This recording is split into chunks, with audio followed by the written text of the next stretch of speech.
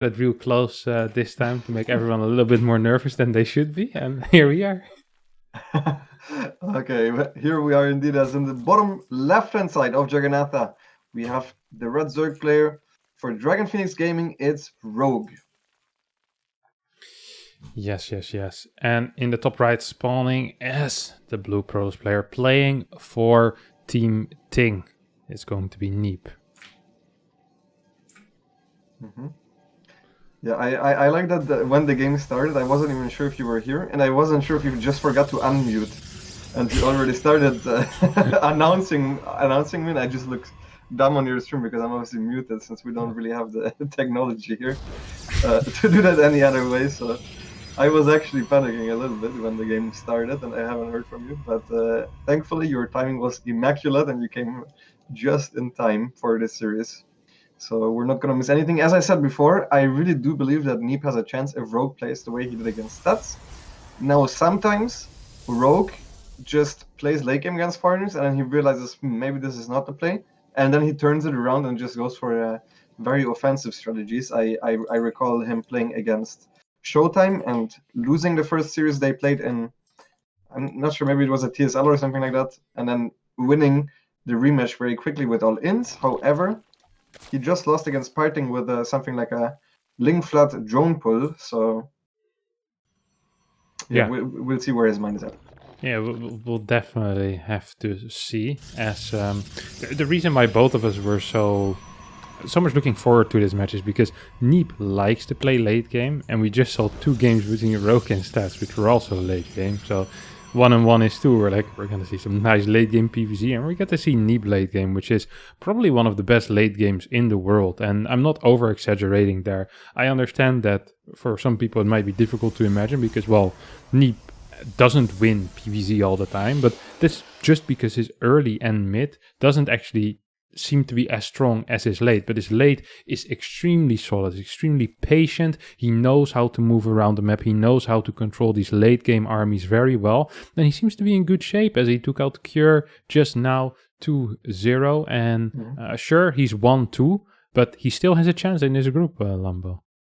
Yeah, absolutely. He did lose the ZEP earlier against Ragnarok, but that was very winnable. He made some mistakes. As you said, he's not quite as solid in the early game and the mid game. And I do honestly believe that Neeb has the absolute best PvZ late game, not just one of the best. I do believe that he is the single strongest player with army crafting and army control in the late game. Because I also believe... Uh-oh. Can you still hear me? I think my microphone just switched. Sorry. It's okay. I'll carry it all, as we have my man Rogue is just hiding a Ling over here on the far left side, and we have first Void Ray on the way here for Neeb, potentially looking into going for these Void Rays, maybe double Stargate, maybe single Stargate. We'll see what he does. He's growing that first Void Ray as Metabolic Boost is finishing up here. Okay, I think my microphone, does it sound good now? It sounds a lot better. Yeah. Yes. Okay. I'm very, very sorry about that. It disconnected my webcam mic, picked up, and I just realized just now. So what I wanted to say is that Neeb actually played for the late game already for the longest time, even before like the things like the High Templar buff with the feedback, because he just believed in the late game. And I honestly think he's the best at deciding which army to craft, and also at controlling, especially Tempest plus Oracles. He very often always has a revelation. And on top of that, just as good micro overall, so I wouldn't be surprised to see double target and just defensive play, which is what he seems to be going for. Yeah, it does seem to be the case here. Second Stargate coming down, extra gas is being taken as well. He stays on double adapt, which is the most economical way to open up with double Stargate. Now let's see what this Oracle will be able to achieve here. Will it be able to get a single drone? Lambo, there is a queen here, but I think if Rogue isn't fast enough, no, of course Rogue is fast enough. Why do I even doubt my man Rogue here? His mechanics always looking solid, as this Oracle will have to go back home or maybe throw a couple of revelations, but won't be able to get any real drone damage. We see a Roach Warren going down, as well as a couple of extra gases. Layer starting in the main base, and we're going to be going up to 6 queens. So pretty standard start here for Rogue. Potentially kills still could be going into some type of queen attack. So we see the Evo chamber go down now. Yeah, this is just a standard setup. You can also still just play Hydra Bane with this and not Mm. use the Roach Warren once you realize it is. To Stargate Void Ray, in general, a player like Rogue will always have an earlier Baneling Nest or Roach Warren, unlike what we saw from Ragnarok before, just to be safe against a potential Glaives. And he's actually fake moving out with the Queens that were revealed. I really like this. And Neeb actually instantly starts an extra shield battery at the third base and the Robo, being very afraid instead of just starting +1 and the Twilight Council upgrade. So cool, cheeky little mind game here by Rogue. Knows the unit that Neeb has spotted and then uses that to his advantage. Yeah. Ooh. This is kind of interesting here. We have a roach speed and we have a Hydra then on the way. Are we looking for some lurkers here or? Yeah. I would guess so. I think actually Lurker Queen timings are very strong against the non-disruptor follow-ups of 2 Stargate Void Ray. And I like the way he's doing it so far. Now he kind of missplit his queens there. You do need 4 absolutely at the forward base, but usually you want to have the other 2 or preferably even 3 combined with better spore positioning, which he's rerouting now. In the main base, and now honestly is very out of position with the queens there, and he's gonna just get a cancel here. Yeah, fourth base is getting destroyed here. Now, we thought this was going to be lurkers, but instead we have something else coming out of Rogue. Yeah, we have a Roach Ravager Hydra attack, and I assume he's gonna bring 4 queens with that Overlord. And honestly, this is something that we tried at the very start, and then we realized with mass shield batteries this doesn't work. But Neeb started his... Well, he didn't even start his Storm yet, so this is very, very late by Neeb. Yeah, I think Neeb is planning on actually trying to go for a move out with Archon Zealot, which is the worst thing you can do. Or, well, it's not the worst thing, but it's not great, obviously, if you're being all-in. He definitely should not be trying to defend this fourth base, by the way. This is a base that perhaps you want to pretend to take it for a bit. You know, you build a stasis while you're building batteries in your natural. You're adding more cannons into your third base. We see a couple of batteries go down right now for Neeb. Is he pretending to keep that fourth base? Not really, semi-pretending maybe. Weird engagement here coming out of Rogue, who's attacking the pylons on the right side. Half of his army is already kind of getting destroyed by these Void Rays. Now, Stasis did do some work, but not quite enough. Prism is on the other side of the map, not here to help save any Archons. This push out of Rogue is honestly looking pretty weak, but it might just work. It might just work, yeah. He did get a bunch of his queens picked off on the left side, so I'm a little bit afraid that he might not have enough anti-air, but honestly, Void Rays by themselves, especially if they're not in range of the shield batteries, are not great against a couple of Hydras, especially if he zones them out with Crucible as well. And now that Rogue got in between the bases, and Neeb is in a massive supply block as well, by the way, it's very, very hard for him to clear this up. Yeah, so much for the late game here, as Neeb is struggling to keep his natural alive. 8 minutes into the game. Big Salad Warping in the natural will save his probes, at least temporarily. Good couple of Biles trying to zone out these Void Rays. As we mentioned before, there's so little anti-air here. There's no Queens. There's almost no Hydras either, but still barely enough Hydra. GG gets called as the final bells do connect with the Void Rays, but Neeb wasn't even there anymore to see that, as Rogue takes game number 1 in an extremely fast first game of this series. Wow. Yeah. Maybe Rogue also realizing that Neeb is obviously a much better player in the late game, or that he probably also knows that by now, right? That Neeb likes to go into the late game, and instead is capitalizing on, he knows what Neeb's weakness is, and that is just being a little bit greedy sometimes. He wasn't entirely on top of his scouting. He didn't see the move out until it was right in front of his base, and he had no shield batteries ready, which you need against this type of attack. Right, and this is kind of what I was talking about. Neeb is so good in that late game, but seems to be struggling a lot to get there. While a lot of the other tosses, they seem to not have as much trouble to get there, but once they get there, they realize that playing with more than one control group can be a little bit difficult. Yeah, that's a nice way to put it. Now, I do still believe that most Protosses finally also like to get into the late game and also probably have a good win rate when they get there. But even on top of that, I still do believe that Neeb is just that one step further in the late game control. So I would just love to see it. But with Oxide as our second map, I would be surprised if Rogue is planning for the game to head there.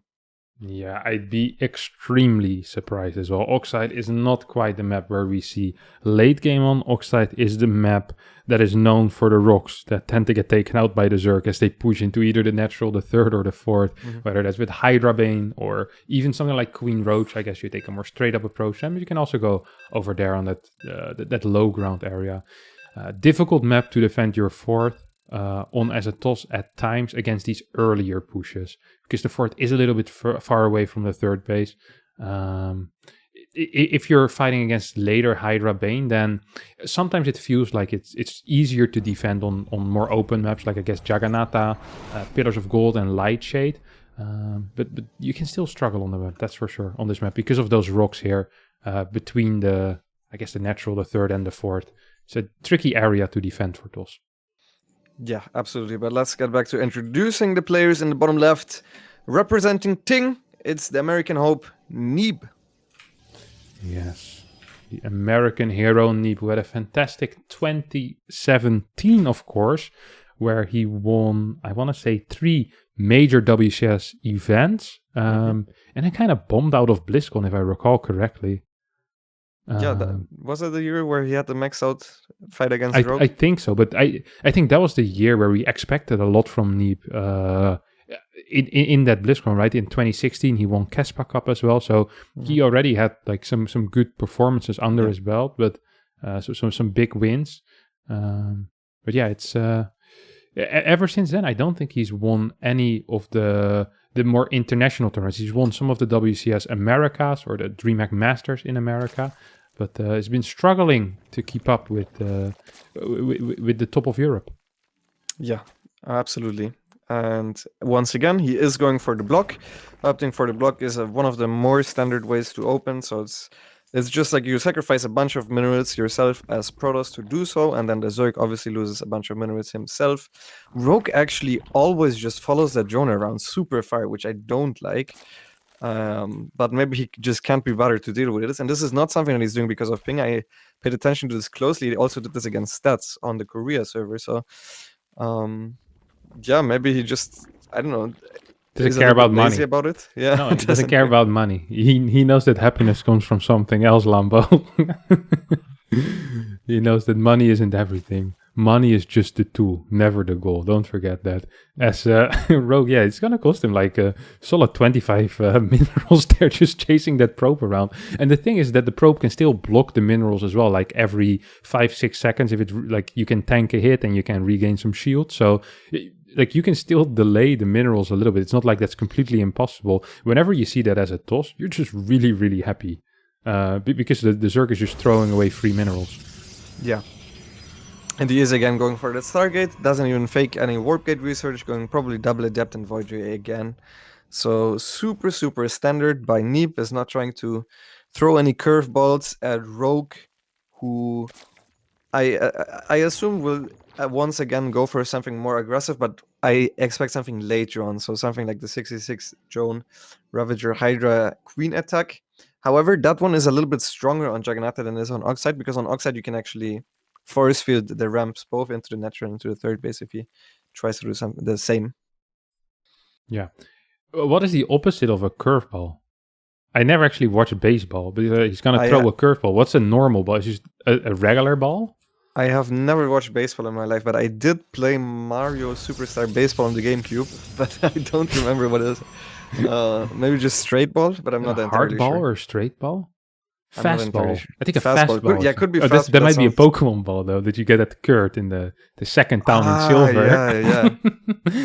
Yeah. Baseball and Pokemon. The Zubat cave. Yeah, straight after the Zubat cave, you go to Kurt, and I think you need to save something, Slowpokes or something in the cave, as we have Neeb shading into the third base. Sees 6 links, and is like, never mind, I'm gonna pull my Void Ray over there, then get a what is this pylon? Get a third base. Yeah, I don't know. That pylon I assumed was supposed to go down at the third, but he's not running into a supply block either. So. Yeah, exactly. I was looking at the same thing. Sometimes you get like the 52-54 and you're like, crap, I'm not there yet. Let me just throw it down here real fast. And maybe he's afraid of those rocks breaking down later and he doesn't want to give up this space. Because we mentioned before, this space in between the natural and the third once you lose that, it can be kind of tricky as TOS to defend both sides, because you need to split ahead of time, and if you split too much towards the right side, your natural might get broken. You get a similar situation as last game. So perhaps Neeb kind of wants to stop that and have that pylon ready already. If you see a move out and then you need to build the pylon and then the batteries and the cannons, that's going to suck very hard. Now, one big disadvantage, of course, is that a super battery isn't possible. No battery overcharge will be possible if you get some batteries down there. So that's why we usually don't see this type of play. Yeah, I actually really don't like trying to defend the in-between area on Oxide. Because of that reason, you don't have a super battery and you have a nice concave against it. Whereas, even if you just have your army split up with force fields, you can defend quite easily. Now, one thing that's really cool is that Neeb is going for a fake 2 Stargate Void Ray, as in he made only 2 Void Rays from a single Stargate and shows them as well. Now, I would have loved for him to warp in the sentry behind his natural wall, because the sentry kind of gives it away. But Rogue already made 7 queens and he has 3 more on the way. So I really think he's going to do some sort of queen walk here. Yeah. For the people keeping track at home, that's going to be 7 plus 3, 10 indeed. If you did manage to get that, plus 5 points for Gryffindor. And first Immortal is being chroned out. I think Neeb is pretty aware of what's happening as he sees 4 queens. He's like, hey, that's 4. I bet there's 6 more somewhere. And once again, 4 and 6. You guessed it. 10. As 3 cannons are going down. Anything in the natural? Yes, 2 cannons. Needs to add a battery there and a secondary pylon maybe on the left side for a little bit of extra support. It seems like Rogue has a one-track mind though. He doesn't want to break down the rocks in the middle. He just straight up goes. Can't lose. That Oracle there is going to be very, very useful for a stasis. Maybe on left. I think the setup here for Neeb is pretty good. I wouldn't mind if he adds a Robo-Bay though. Yeah, he needs to bring all his units, and I'm not sure about the Robo Bay because the Robo is at the 3rd, so it might get empowered, and I think the fight will be decided before a Robo Bay unit gets out. He uses the overcharge very early on the shield battery that's very forward because he didn't have a second one ready, and it gets corrosive bite down immediately. He now has to pull the probes to somehow try and survive. Nice dodges on corrosive bites, but they still hit something, and now the shield batteries are completely out of energy, and it's looking really good for Rogue, I think. Yeah, this is looking bad for the American superstar as Rogue says, you know what, I know your late game is a little bit too good. I know